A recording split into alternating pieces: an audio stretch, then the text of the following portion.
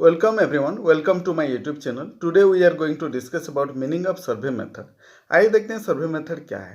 तो पहले हम देखेंगे सर्वे मेथड जो है वो एक डेटा गैदरिंग या इंफॉर्मेशन गैदरिंग करने का एक प्रोसेस है और रिसर्च का ये प्रोसेस है। Under it the researcher gets feedback from the students, teachers and members of an educational institution. जैसे कोई स्कूल है, कॉलेज है, तो अगर कोई ऐसे इंस्टीट्यूट है तो वहाँ से जो स्टेक होल्डर्स होंगे, जैसे बच्चे हैं, टीचर हैं, या फिर वो स्कूल के एडमिनिस्ट्रेटर्स भी क्यों ना हो, या फिर पेरेंट्स भी क्यों ना हो, तो वो सभी से हम फीडबैक लेते हैं, उनका राय पूछते हैं, उनका जो बोलना होगा, ओपिनियन होगा, वो भी हम लेते हैं। तो पर्टिकुलरली यहाँ जो डिफरेंसेस अमंग द स्टूडेंट्स, अगर स्टूडेंट एक सब्जेक्ट है तो उसके ऊपर अगर हम स्टडी कर रहे हैं तो उनके अंदर जो डिफरेंसेस है उसको हम पर्टिकुलरली स्टडी करते हैं। इसके लिए हमें questionnaire, observation schedule, interview method etcetera इस टाइप के जो और टूल्स हैं हम यूज करते हैं। और सर्वे मेथड को पर्टिकुलरली हम बोल सकते हैं डिफरेंशियल मेथड ऑफ स्टडी।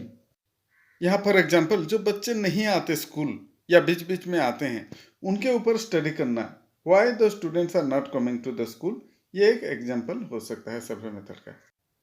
आइए देखते हैं टाइप्स ऑफ सर्वे मेथड। तो फर्स्ट टाइप होता है द फील्ड स्टडी। तो इसके अंदर क्या होता है, this is the scientific investigation carried out in the field. मतलब फील्ड जो है हमारा, फील्ड यहाँ फील्ड मतलब स्कूल होगा, कॉलेज होगा, या फिर पेरेंट्स के हाउस भी क्यों ना हो, ये सबको हम फील्ड ही बोलेंगे। मतलब ये एक्सपेरिमेंट के तौर से नहीं होता, this is beyond laboratory, laboratory के बाहर जिसको हम स्टडी करते हैं। तो इसमें भी साइंटिफिक इन्वेस्टिगेशन, जैसे कि इसका रिजल्ट जो है उसको हम बाहर टेस्ट कर सकते हैं, उसको प्रूव कर सकते हैं, इसका जो प्रोसेस है वो भी हम यहाँ फॉलो करते हैं, इसीलिए हम इसको साइंटिफिक इन्वेस्टिगेशन भी बोलते हैं। It involves observing, interviewing and interacting with participants in their natural environment. Natural environment मतलब स्कूल, कॉलेज, होम जो भी है वहीं जाके ही हम उनके साथ इंटरेक्ट करके उनका स्टडी करते हैं। The material at its initial stage are tested on individual and small group. जो छोटा सा ग्रुप है उसके ऊपर हम पहले ट्राई आउट करते हैं, उसको बोलते हैं ट्राई आउट, एडमिनिस्टर करते हैं। फिर हम देखते हैं जो अगर वो रिजल्ट सही आ रहा है, हमारा जो शेड्यूल बनाए हैं वो अगर वो स्मॉल ग्रुप के ऊपर फिट हो रहा है, तभी हम एक्चुअल ग्रुप के ऊपर एडमिनिस्टर करते हैं और वहाँ लेके ट्राई करते हैं और फाइनल रिजल्ट निकालते हैं। सेकेंड में आता है डेवलपमेंटल सर्वे। इसके अंदर हम देखते हैं एक टाइपिकल पैटर्न ऑफ चेंज, एक फिक्स्ड रेट ऑफ चेंज जो आता है उस चेंज को हम यहाँ स्टडी करते हैं। तो उसको एक डेवलपमेंटल मतलब एक पर्सन या एक इंडिविजुअल या फिर एक बच्चा उसके ऊपर कैसे चेंजेस आ रहा है, या फिर एक ग्रुप या फिर सोसाइटी में जो चेंजेस आता है उस चेंजेस बिहेवियरल चेंजेस को स्पेसिफिकली हम स्टडी करते हैं। इसमें लाइफ स्पान 1 साल, 2 साल, 10 साल या 15-20 साल में जो चेंजेस आ रहा है उसको हम यहाँ स्टडी करते हैं। जैसे कि पहले का पढ़ाई जो था, अभी का पढ़ाई थोड़ा अलग हो रहा है, तो ये चेंज या उनके अंदर जो बच्चों के अंदर रुचि आ रहा है, वो जो चेंजेस हो रहा है रुचि के अंदर, उसको हम इंटरेस्ट का उनका स्टडी करेंगे। या फिर इंटेलिजेंस भी हम बोल सकते हैं। जैसे कि आप देख रहे हैं अभी कि पहले के बच्चे उतना इंटेलिजेंट नहीं थे, अभी के बच्चे बहुत इंटेलिजेंट हो रहे हैं। सभी लोग बोलते हैं, आप देखते होंगे कि नहीं बच्चा बहुत इंटेलिजेंट है, तो ऐसे क्यों हो रहा है, तो हम इसके ऊपर भी स्टडी कर सकते हैं और व्हाई दिस इज हैपनिंग उसको हम कर सकते हैं। तो इसको हम 2 भाग से डिवाइड कर सकते हैं, 1 लॉन्गिट्यूडिनल और सेकेंड क्रॉस सेक्शनल सर्वे भी हम बोल सकते हैं। तो लॉन्गिट्यूडिनल क्या है, उसी बच्चा को हम 2 साल 3 साल तक स्टडी करेंगे, मतलब उसी ग्रुप को 2-3 साल तक स्टडी करेंगे, 18, 19, 20 इस टाइप का लॉन्गिट्यूडिनल होगा।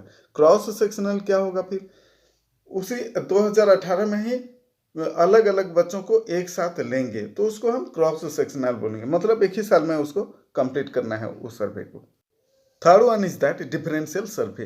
तो what is differential survey, there is individual differences among all the groups या ऑल द इंडिविजुअल हम बोल सकते हैं। एक इंडिविजुअल और एक इंडिविजुअल के साथ इक्वल नहीं हो सकता, हम हर सभी में कुछ ना कुछ डिफरेंसेस रहता है। वैसे अगर हम देखेंगे एक कंट्री से और एक कंट्री के जो इंडिविजुअल्स हैं, देश के और एक देश के साथ जो इंडिविजुअल या पॉपुलेशन है उसमें भी डिफरेंसेस आता है। जैसे अमेरिका के कुछ जो बच्चे होंगे उनमें और इंडिया के बच्चे, वो दोनों में कुछ डिफरेंसेस होगा। मैं भी आईक्यू का डिफरेंस होगा, इंटरेस्ट का डिफरेंस होगा, उनका थिंकिंग एटीट्यूड इस टाइप का जो है उसमें कहीं ना कहीं डिफरेंसेस होगा, और उस डिफरेंसेस का रेट ऑफ डिफरेंसेस भी अलग अलग होगा। जैसे कोई इंटरेस्ट दिखा रहा है ज़्यादा तो कोई कम दिखा रहा है, तो वो क्या country to country, race to race या कास्ट टू कास्ट से भी होता है, जाति से भी ये ऐसे डिफरेंसेस आता है। तो इस टाइप का जो सर्वे रहता है एक कास्ट से और एक कास्ट का, या एक नेशन से और एक नेशन का, एक रेस से और एक रेस का, इस टाइप का जो स्टडी होता है इसको हम यहाँ डिफरेंशियल सर्वे मेथड के माध्यम से हम स्टडी करते हैं। तो इसको हम नॉर्मेटिव सर्वे मेथड भी बोल सकते हैं। आइए देखते हैं steps of survey method. What are the steps to be followed during survey method? First one is that we must have to identify the problem or selection of the problem. किसके ऊपर हम स्टडी कर रहे हैं उसको पहले लिखेंगे। फिर second one is that preparation of the plan. हम प्लान करेंगे, मतलब कहाँ जाएंगे, कितने बच्चों को या स्टूडेंट को या एडमिनिस्ट्रेटर्स को लेंगे, कौन कौन सा स्कूल या कॉलेज या हमारा लोकेशन क्या होगा, फिर हम कौन सा टूल यूज करेंगे, प्रिपरेशन ऑफ टूल। तो उसके हिसाब से हमें टूल भी बनाना पड़ेगा, जैसे कि क्वेश्चनर हो गया, इंटरव्यू शेड्यूल हो गया, या रेटिंग स्केल हो गया, या फिर ओपिनियन हो सकता है। इस टाइप के हम अपना टूल भी हम प्रिपेयर करेंगे। उसके बाद हम कलेक्शन ऑफ डेटा कलेक्शन के लिए जाएंगे। डेटा कलेक्शन कौन करेगा, हम जाएंगे या हम पोस्टल के माध्यम से भेजेंगे या फिर ईमेल करके मांगेंगे, इस टाइप का हमें यहाँ भी डिजाइन करना पड़ता है। Analysis and interpretation of data, जो डेटा आता है उसके बाद एनालिसिस करना पड़ता है, फिर उसको इंटरप्रेट करके हम अपना रिजल्ट निकालते हैं। फिर preparation of the result, last में हम अपना रिजल्ट प्रिपेयर करते हैं और बताते हैं कि this is the problem and these are the solution, और दिस मे बी कंडक्टेड और done for resolving the issues. आइए देखते हैं कुछ लिमिटेशंस भी रहते हैं सर्वे मेथड में, तो क्या क्या होता है। First, sometimes samples are not true representatives. हम जहाँ सर्वे कर रहे हैं या जिस बच्चों को या जिस सब्जेक्ट को हम अपना टारगेट या सैंपल लेके जा रहे हैं वो may not बी ट्रू। हम जिसके ऊपर स्टडी करना चाहते हैं वो नहीं भी हो सकता है, ऐसे भी हो सकता है, क्योंकि हम 1000 में से 10 ठो लेंगे या 100 ठो लेंगे, तो वो 1000 में से वो जो 900 या 800 छूट गए वो भी हो सकते हैं हमारे टारगेट, बट वो नहीं भी आ सकते, इस टाइप का।